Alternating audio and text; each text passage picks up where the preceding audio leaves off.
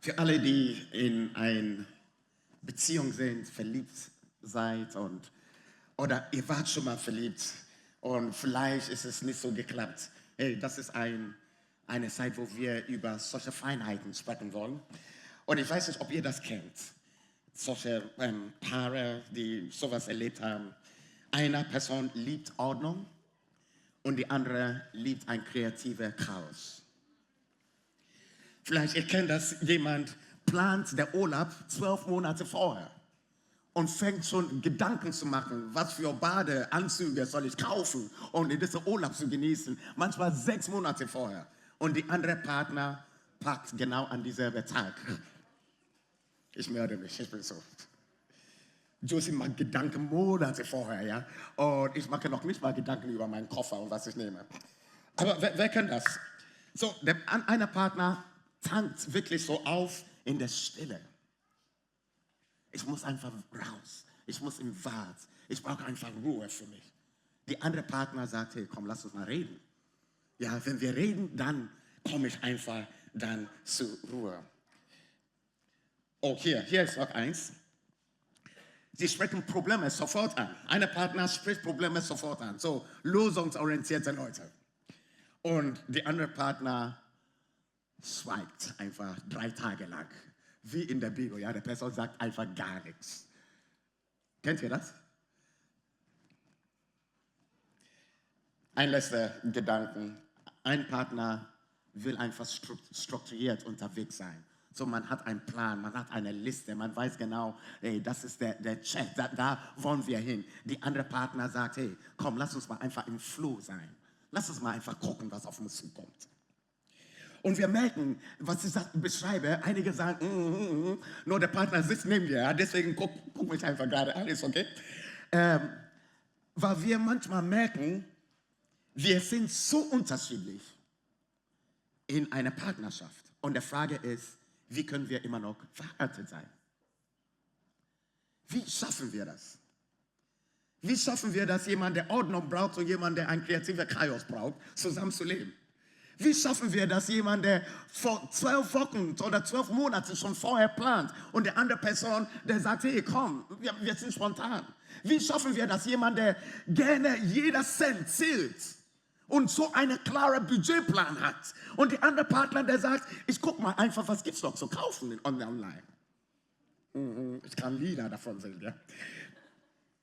Und wie schafft man das, immer noch verheiratet zu sein und nicht nur wir überleben das, sondern dass da ein Rückenwind von Gott hineinkommt. Freunde, das ist unser Thema heute und ich nehme euch hinein in diese Gedanken von gebender Liebe.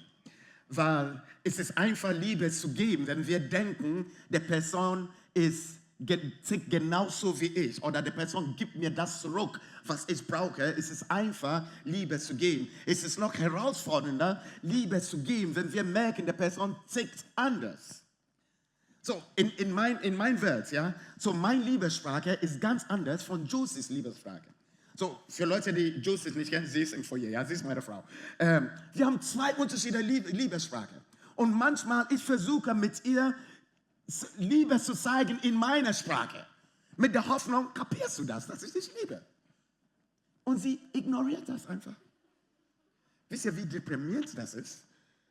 Weißt du, wenn man so Gedanken macht, wie man das ausdrucken kann und man plant manchmal einige Tage vorher und man druckt das aus und die Person geht einfach vorbei.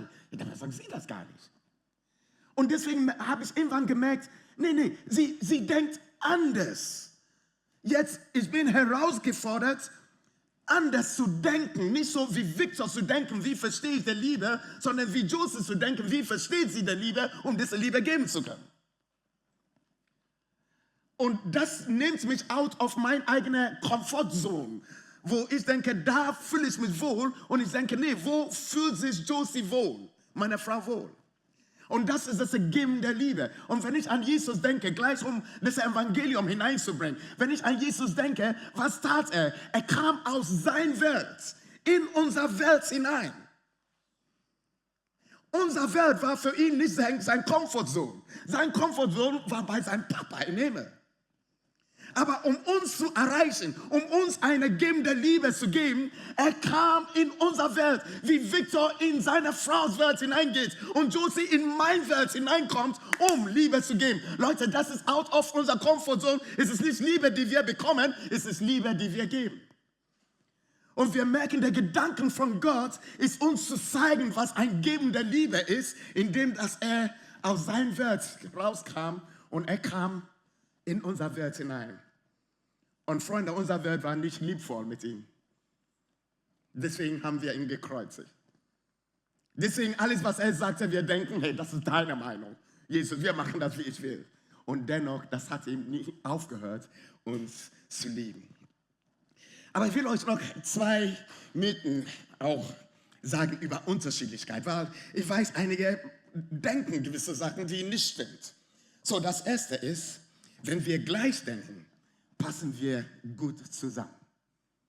So, für die Singles oder Leute, die sagen, hey, ich will in der Partnerschaft rein, das ist eine große Lüge manchmal, wo man denkt, ich brauche jemanden, der gleich so denkt wie ich. Nein. Harmonie heißt nicht Gleichheit. Unterschiedliche Perspektiven ergänzen sich. Und manchmal kommt noch stärker hervor. Eine zweite Sache, die ich manchmal höre, ist, er oder sie wird sich in der Zeit schon ändern. Oh. Also man nimmt jemanden und man denkt, ja, nach einem Jahr, er wird anders sein. Freunde, wenn die Eltern das nicht anders geschafft haben, dann schaffst du das auch nicht. Okay, so wenn die Eltern der Hoffnung so aufgegeben haben, dann forget it. Wenn man schon reingeht in eine Beziehung mit diesen Gedanken, denkt man nochmal darüber nach. Eigentlich, das heißt, wir gehen mit einer gewissen Erwartung, dass wir jemand anders lieben werden, wenn er sich ändert. Wir lieben nicht die Person, der jetzt ist vor unseren Augen, sondern wir lieben eine Vorstellung von einer Veränderung, die kommen wird. Das heißt, unsere Liebe ist nicht heute aktuell, sondern irgendwann, wenn die Person sich ändert. Das ist der Denken, die wir manchmal haben, wenn wir sowas denken. Das dritte ist, wenn wir verschieden sind, sind wir dann nicht füreinander bestimmt. Das stimmt auch nicht. So, wenn wir verschieden sind, das heißt nicht, dass wir nicht füreinander bestimmt sind, aber das heißt, dass wir herausgefordert sind, Sachen zu verstehen voneinander, um miteinander unterwegs zu sein und zu wachsen. Es ist mehr eine Einladung, in ein Wachstum hineinzukommen. Und das Letzte, und das höre ich sehr oft, ist, ich muss meine Partner formen, damit es passt. Habt ihr das schon mal gedacht? Ich muss meinen Partner formen. Das heißt, man nimmt eine Person und man geht auf die Knie und man betet. Gott, mach das. Du kommst, ja Schatz, ist alles super? Oh nein. Gott, tu das. Pastor, weißt du, bete für ihn. Oh, bete für sie. Weißt du, oh, wir müssen ihn formen. Und Freunde, das ist auch eine Fantasiewelt, wenn du so denkst. Weil, wenn wir ehrlich sind, wir können keinen Mensch verändern oder formen. Es ist nur Gott. Und wir können Gott nicht zwingen, auf unser Zeitfenster zu arbeiten. Kann jemand Amen sagen? Ich weiß, einige sagen, oh. Aber das stimmt, Freunde. Manchmal, wir nehmen jemanden in der Partnerschaft und innerlich, wir sagen das nicht laut, aber innerlich, wir denken, ich tue alles, um ihn zu verändern. Ich tue alles, um sie zu verändern. Und manchmal Christen, wir beten und wir zwingen Gott, das zu tun, genau in das Zeitfenster, die wir das brauchen.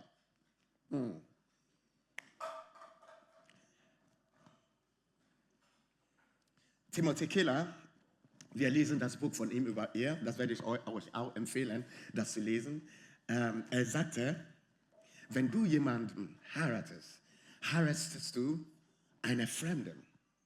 Und dieser Fremde wird sich im Laufe der Jahre wieder sich ändern.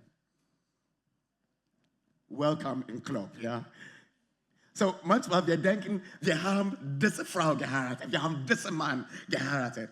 Warte mal ab, nach 10 Jahren, du wirst merken. Warte mal ab, bis das erste Kind da ist. Warte mal ab, bis das zweite Kind da ist. Warte mal ab, bis er seine Arbeit verloren hat. Warte mal ab, wenn er das und das macht. Du wirst merken, der Mensch verändert sich. Und manchmal ist gewollt, manchmal ist ungewollt, manchmal ist biologisch, manchmal Situationen prägen unsere Seele und die verändern uns. Aber ich hoffe und mein Gebet ist, wenn wir uns verändern, dass wir uns mehr und mehr Jesus ähnlicher verändern.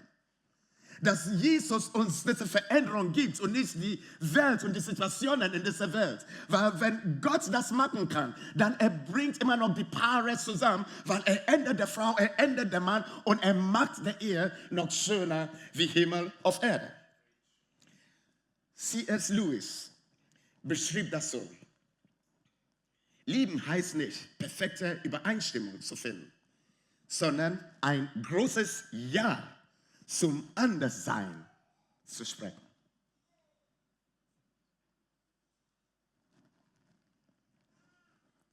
Ich lasse diesen Text nochmal da,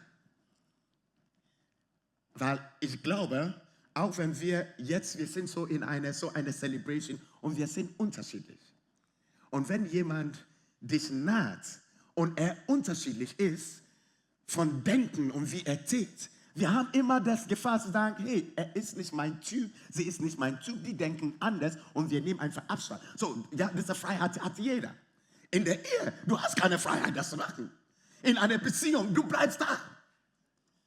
Das heißt, wir brauchen ein gewisses Training, ein gewisser Muskel, die Leute so akzeptiert, wie sie sind.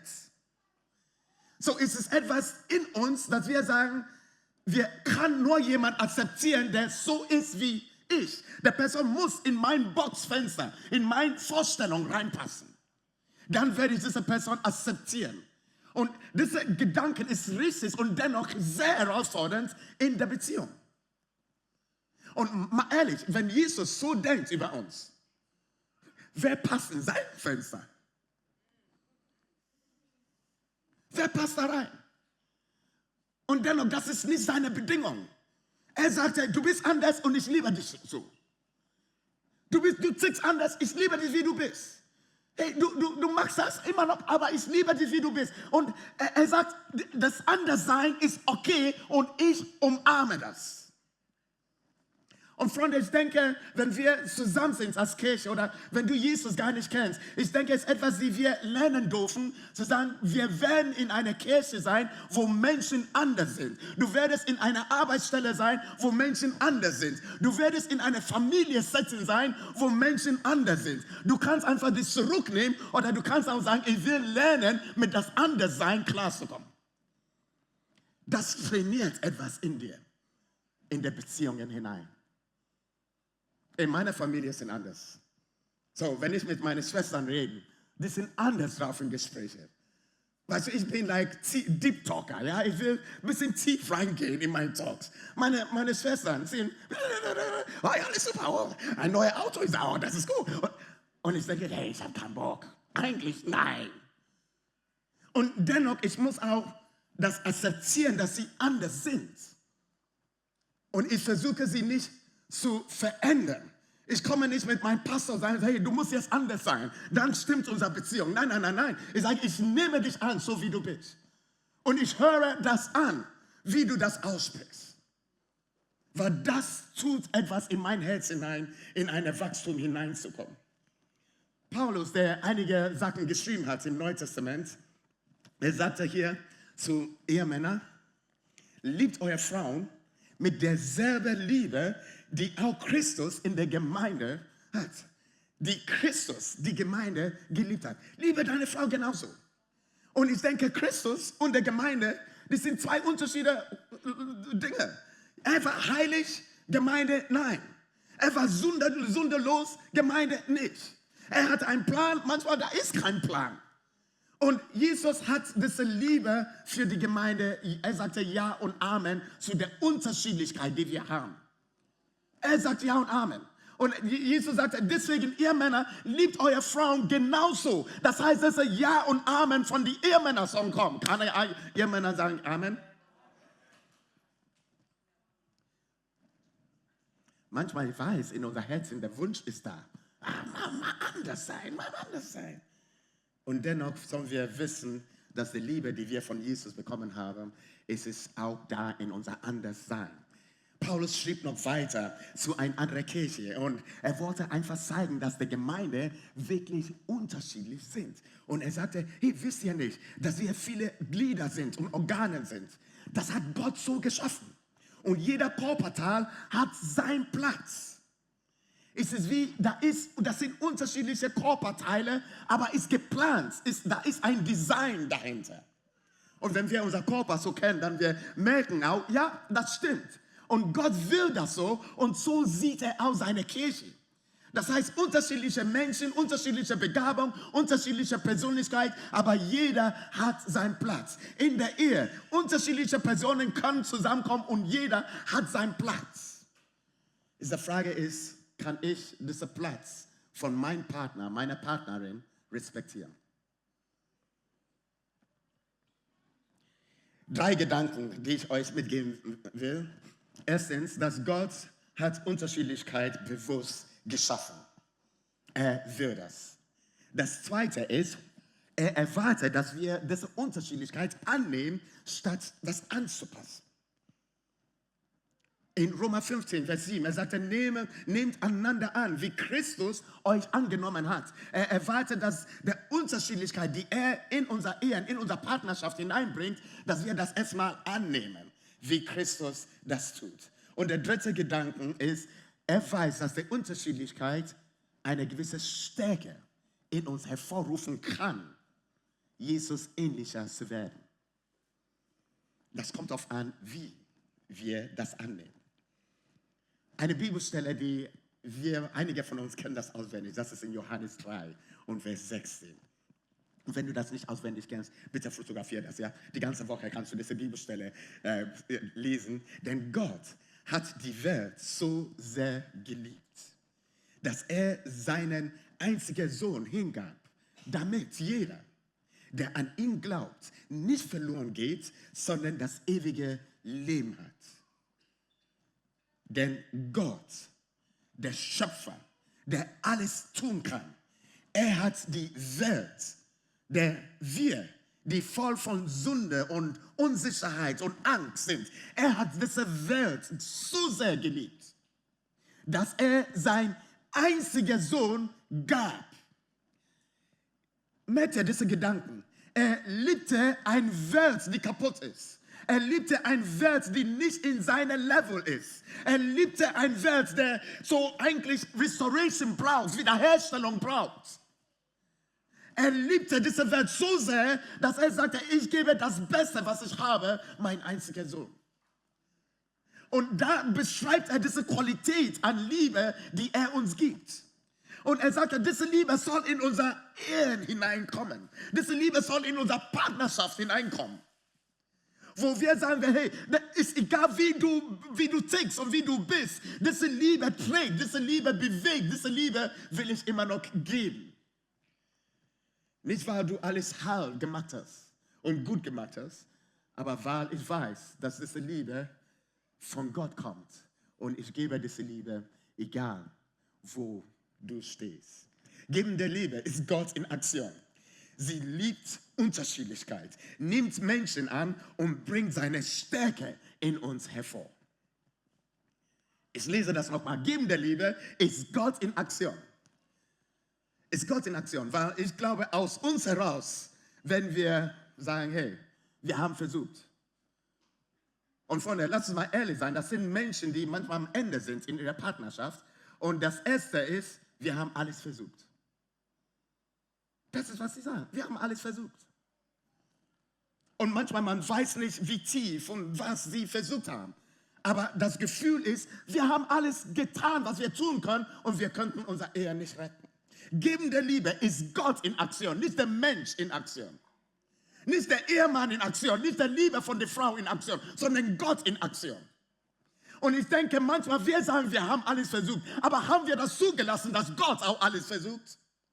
Haben wir es zugelassen, dass Gott uns diese Liebe wirklich gibt? Und dass wir nicht selbst versuchen, Dinge auszumachen mit unserer kleinen Liebe, die wir haben? Es ist Gott in Aktion. Und er liebt die Unterschiedlichkeit. Er nimmt Menschen an und bringt seine Stärke in denen hervor. Ich weiß, wenn ich das sage, einige werden sagen, Victor, du weißt nicht. Mein Freund, meine Freundin, sie ist so crazy drauf. Wenn du nur wusstest, wie unterschiedlich wir sind, du wirst nicht so was sagen. So, wir sind wie da und ein paar und das gibt's auch. Und ich will euch hineinnehmen in gewisse Gefahren, die wir haben können, wenn die Unterschiede, die wir haben, nicht so Wachstum hervorbringt, sondern zerstört uns. Und das kann passieren, Freunde. Eins ist mit Wetterkonflikt. So, während ich das erzähle, ich werde euch auch praktische Beispiele geben, dass ihr einfach merkt, was ich meine bei gewissen Sachen. Wetterkonflikt. Darum geht es was ist für dich so wichtig? Manchmal, wenn du deine eigene Welt nicht hast und du in jemanden verliebt bist, du bist so verliebt, dass du diese Persons Welt sofort annimmst. Ist alles super, was die Person sagt. Ist alles Gott, was die Person sagt. Und es ist nur Gott, weil du selbst keinen Gott hast. Du nimmst ein Wert von jemandem, wo du weißt, eigentlich ist nicht mein Wert, aber ich tue alles, weil ich denke, wow, it's heaven on earth. Und Freunde, nach einigen Monaten merkst du, eigentlich so will ich nicht leben. So, bei mir ein Wert, die ich so hatte, war Großzügigkeit. Das war ein Wert. So, meine Mama war so, unsere Familien waren so, wir haben immer Leute eingeladen und meine Mama hat Menschen einfach gesegnet und das hat mein Leben irgendwie geprägt. Und als ich Josie kennengelernt habe, mein erster Gedanke war, ist sie eine Frau, die diese Welt auch tragen kann, großzügig. Und dann habe ich mit ihrem Pastor gesprochen. Der Pastor hat gesagt, diese Frau, die du von mir wegnimmst, sie gibt ein meistens Geld in der Church. Das war seine Aussage. Und ich sagte, wenn diese Frau Geld gibt in der Church, dann es kann gut sein, dass sie einen Wert von Großzügigkeit hat. Ich hatte einen Wert darauf, dass der Glaube ist für mich ein starker Wert und nicht nur Kirchenbesuch, sondern zu glauben, dass Jesus alles getan hat, alles verbracht hat am Kreuz. Das ist für mich ein Wert, den ich stark in meinem Leben habe. Und deswegen, das war für mich wichtig, dass ich eine Frau habe an meiner Seite, die diese Welt auch so trägt. Und deswegen, ich wollte nicht nur jemanden haben, der einfach in der Church geht. Sagen, nee, das reicht mir nicht. Ich will jemanden haben, der hungrig ist, zu wachsen mit Gott. So, wie zeigt es das, wenn jemand hungrig ist und wachsen? Gebetsleben. Gebetsleben. Wie die Person mit Gott unterwegs ist, wenn da keine Kirche ist. Und Freunde, das habe ich so gespürt. Und ich habe gemerkt, hey, diese Frau, sie betet, wenn ich sogar noch nicht war. Sie betet, so heute Morgen. Ja, sie hat angefangen zu beten. Und wieso passen wir zusammen? Weil dies sind fundamentale Basis von Werten, die wir beide voneinander gesucht haben. Freunde, wenn ich nicht nett bin und andere Sachen nicht klappen, wir kommen zurück auf diese Werte. Wenn die Werte gar nicht da sind, dann alles bricht zusammen. Und deswegen, so Wertekonflikt kann wirklich ein Problem sein. Und manchmal am Anfang, wir nehmen alle Werte an, bis wir merken, nee, so will ich nicht leben. Und dann geht man in eine Trennung. Ja, so ich hatte auch ein Wert, so Ehrlichkeit. Ja, so das ist immer noch ein Wert bei uns in der Familie. Und ich muss euch sagen, so als wir sind einige Jahre zusammen und jedes Jahr, wir nehmen einen Wert vor und wir reden darüber. Wir reden darüber. Wieso? Gelebte Werte ist eine Kultur. So, das heißt, ich sage nicht, okay, wir haben einen Wert, das und das, Amen. Sondern wir fragen uns, wie wollen wir dieses Wert leben in das kommende Jahr? Wie wollen wir Menschen, so Ermutigung war für uns ein Wert, ja, einander nach vorne zu bringen mit guten Worten. So, das war nicht immer so, ja. So, ich habe immer das Schlechte gesehen, was Josie gemacht hat. Und sie hat auch das Schlechte gesehen, was ich gemacht habe. Und so haben wir miteinander kommuniziert. Und wir haben gemerkt, nee, diese Welt ist nicht richtig. Wir wollen das nicht in unserer Familie haben. Und wir haben gesagt, hey, lass uns mal drehen. Lass uns mal das drehen. Was ist mit, wenn wir anfangen, das zu sehen, was der Person gut macht und das aussprechen? Nicht nur zu sagen, es ist schön, dass du das machst, sondern wir sprechen das aus.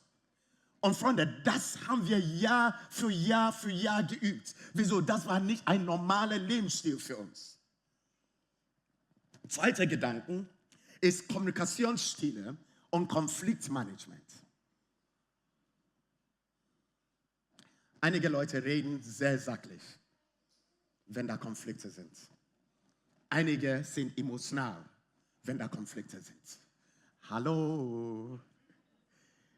Und manchmal sind zwei Unterschiede. Ja, sie will nur das, ich will dir nur sagen, das und das und das. Und er sagt, nee, aber das und das und das und das. Nee, das habe ich nicht gesagt. Ich habe das und das gesagt. Nee. Und dann geht's noch. Und es ist gut zu wissen, dass eine Streitkultur ist gesund. Eine gesunde Streitkultur. In einer Beziehung, Streit ist vorprogrammiert.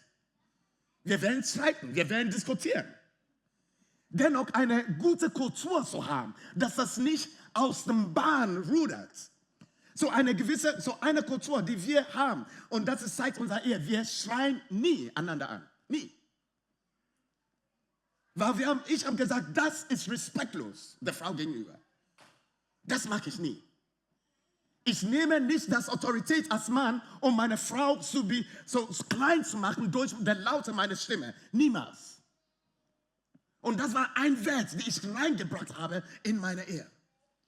Wieso? Ich wollte eine gesunde Streitkultur haben. Wenn wir streiten, lass uns mal reden. Und Josie ist jemand, der sagt, hey, lass uns mal schlafen gehen, wir reden übermorgen. Und ich denke, das passt mir nicht. Nein. Ich bin lösungsorientiert. Ich meine, ich will das zu Ende diskutieren. Und ich musste lernen, das ist, wie sie das macht. Jetzt gehe in ihre Welt und akzeptiere das. Manchmal, ich bin viel zu dieser Mann. Ich will dir meine Meinung sagen. Ich will dir zeigen, dass ich richtig bin. And so what, wenn du richtig bist? And so what, wenn du das beweisen kannst? Am Ende ist das der Frieden, den du brauchst. Und manchmal, ich merke, es ist nur mein Ego, die reden will und nicht Gott, der reden will. Es ist nur Victor, der sagen will, hey, aber ich habe immer noch recht. Du musst das akzeptieren. Und Josie sagt, ich gehe schlafen. Ich rede nicht mehr mit dir darüber. Dritter Gedanke, kultureller Unterschied. Wir sind so in einer interkulturellen Church, ja, und das sind unterschiedliche Kulturen, die zusammenkommen. Und manchmal wir denken, der Person ist nett, sie ist nett, oh, der Person kommt aus einem anderen Land, ist alles chico, ist alles super. Nein. Es kann auch herausfordernd sein, die Kultur kennenzulernen. Manchmal wir denken, aber die Person ist in Deutschland geboren. Ja, aber made in Ghana. Manchmal wir denken, die Person ist da und in Deutschland geboren, aber made in der Türkei, made in das und das, ja. Leute, denken nicht, das ist alles rosa. Nee, da kann Konflikte kommen. Weil wenn wir mit jemandem zusammenkommen aus einer anderen Kultur, der Person, obwohl der Person hier geboren ist, der Person trägt einen Rucksack von den Traditionen und Kulturen in der Ehe hinein. Der Person kennt die Mama, die aus dieser Kultur kommt. Der Person kennt den Papa, der aus dieser Kultur kommt. Und wenn du der Mann bist, der Person sieht dich durch die Brille von wie sie Vaterschaft erlebt hat. Das kannst du nicht sofort ändern. Und das kann zu gewissen Konfliktmomenten auch kommen. Und deswegen ist auch eine Sache, die wir noch betrachten müssen, die kulturelle Unterschied. Auch von Mann und Frauen, die sind unterschiedlich in unterschiedlichen Kulturen. Was ist die Rolle der Mann, was ist die Rolle der Frau? Und wir haben eine westliche Kultur und wir versuchen alles zu mischen. Nee. Das sind Unterschiedlichkeiten. Und das irgendwie wahrzunehmen. Nummer 4, und das ist ein trauriger Punkt, das ist Grenzen der Selbst aufgeben. Freunde, das ist der Punkt, wo Leute verlieren sich selbst in eine Beziehung und die wissen nicht mehr, wer sie sind. Du verlierst deine eigene Identität. Du tust alles, um jemanden glücklich zu machen, dass du dich selbst nicht mehr dich selbst sein kannst.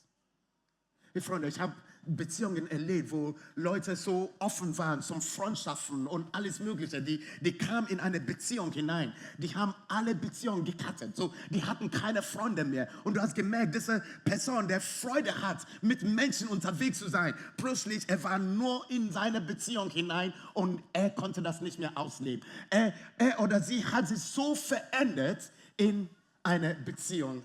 Und das ist ein Punkt, wo du nicht mehr glücklich bist innerlich. Du bist glücklich, weil er glücklich ist, aber nicht, weil du deine Identität auslebst. Und last but not least, das ist der traumatische Hintergrund. Und letzte Woche sprach ich noch ein bisschen über die Steine in unser Herzen. Jeder von uns hat Verletzungen und Sachen erlebt, wenn wir von Beziehungen sprechen. Und nicht jeder von uns hat das wirklich vor Gott gebracht. Einige haben das einfach unter den Teppich gekehrt und gesagt, hey, das Leben geht weiter, ist okay. Und wir merken, dass in einer Partnerschaft, dass solche Sachen hochkommen werden. Wir werden getriggert.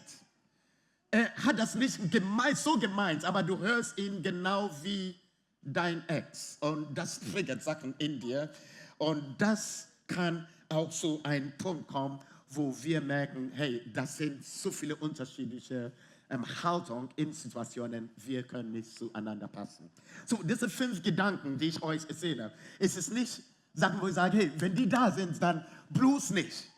Ich will euch das nur sagen, weil manchmal wir gehen blind in Beziehungen hinein, ohne über solche Sachen zu reden. Und ich will gerne, dass wir das so wahrnehmen, wenn solche Sachen da sind, darüber zu reden und bewusst zu sagen, hey Gott, wo kommst du rein da drin? Wo kommst du rein in das Trauma rein? Wo kommst du rein in unsere Kommunikation und Konflikte? Jesus, wo kommst du rein in meine Welt? Dies sind Key Points, um in einer Beziehung gesund zu wachsen. Seid ihr mit mir? So, Geben der Liebe ist Gott in Aktion. Und mein Gebet für uns alle ist, dass wir lassen, ob du Single bist oder verheiratet bist, dass wir das zulassen, dass Gott in Aktion kommt in mein Leben mit dieser Qualität von Liebe. Weil wenn Gott das tun kann, dann werden wir diese Geben der Liebe haben können, um in unserer Partnerschaften das zu teilen. Freunde, wenn wir das selbst produzieren wollen, dann werden wir immer wieder merken, wie wir an unsere Grenzen kommen. Und wenn ich merke, hey, da ist gestern ein Streit, da ist letzte Woche ein Streit, da ist dieselbe Sache vor 2 Monaten, dann, Freunde, weißt du, was ich mache? Ich sage nicht, Josie, du musst dich ändern. Ehrlich, ich sage zu mir selbst, Gott, ich brauche eine Liebe, um das zu tragen.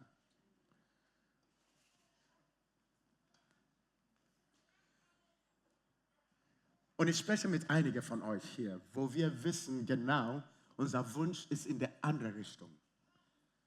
Unser Partner soll sich ändern. Unser Partner soll sich besser benehmen. Wir kriegen das irgendwann hin. Aber wie wäre es, wenn unser Gebet andersrum ist, wo wir sagen, Gott, ich komme an meine Grenze mit dieser Liebe. Ich komme wirklich an meine Grenze. Ich will das nicht einfach unter den Teppich kehren. Ich will eine Herzensveränderung haben. Ich will gerne, dass du mir diese Liebe gibst, die du für die Gemeinde hast. Diese Liebe, die das Unterschiedliche halten kann und embracen kann. Wie wäre es, wenn Gott unsere Beziehungen nicht von außen ändert, wo wir denken, hey, ist alles super, sondern eine tiefe Herzensveränderung findet statt, die wie ein Fundament ist für die Zukunft. Und Leute, das ist mein Wunsch für jeder von uns. Das ist mein Wunsch, auch für meine Ehe. Und deswegen, wenn wir über solche Sachen sprechen, Josie und ich, dann wir fragen uns, wo haben wir Defizite in unser Herz? Und meine Verlangen ist, dass Josie diese Defizite erfüllt. Unbewusst. Und deswegen, ich drucke das anders aus. Aber ich versuche, dass sie das erfüllt. Und sie sagte, hey, ich kann das nicht erfüllen. Wenn du das brauchst, du musst mit deinem Papa reden. Wenn du Aufmerksamkeit brauchst, dann du musst mit deinem Papa im Himmel reden. Wenn du Vergebung brauchst, du musst mit deinem Papa im Himmel reden. Erwarte das nicht immer von deinem Partner, sondern Gott kann dir das geben. Unser Fokus zu ändern und zu sagen, da ist eine höhere Qualität, die wir von unserem Papa bekommen können. Und dadurch können wir ein Segen sein in unserer Partnerschaft. Zwei Reflexionsfragen, das können wir auch fotografieren, weil es etwas, die wir zu Hause mal besprechen könnten, für die Singles. Ne? Drei von eurer geliebten Werte. Jemand hat mir diese Frage gestellt, ja, als ich so in diesem Prozess der Beziehung war und ich dachte, was meinst du? Okay, aber das hat mir geholfen, klar zu wissen, was will ich? Was will ich? Bevor ich überhaupt eine Frau gefunden habe, ist es, was will ich vom Werte haben? Nicht Schönheit und nicht das oder nee, Werte, die ich lebe. Und das Zweite ist für die Verheirateten oder Leute schon in Beziehung, in welchem Bereich sind ihr sehr unterschiedlich und wie könnt ihr da drin nicht gegeneinander sein, sondern miteinander wachsen? Ihr habt einiges zu besprechen diese Woche, oder? Für Leute, die verheiratet sind, bitte besprecht das mit deinem Partner, weil das hilft, wirklich zu wissen, wie unterschiedlich sie sind. Wenn du das nicht weißt, denke an die Zeiten, wo ihr immer Streit habt. Da werdet ihr merken, wie unterschiedlich ihr seid. Denke an die Zeiten, wo da immer konfus ist. Da merkt ihr, wie unterschiedlich ihr seid. Schreibt das auf und fängt an, darüber Gedanken zu machen. Wie kann das uns stärken? Hey, wie cool, dass du heute eingeschaltet hast und mit uns in dieser Celebration dabei warst. Wenn du das Ganze mal live und vor Ort erleben möchtest, dann komm einfach jeden Sonntag um 11:30 Uhr in den Bürgersaal Wandsbek. Wenn du wissen möchtest, was du als nächstes tun kannst, dann folg uns einfach auf unseren Social-Media-Plattformen wie Instagram. Alle weiteren Links und Infos findest du unten in der Bio.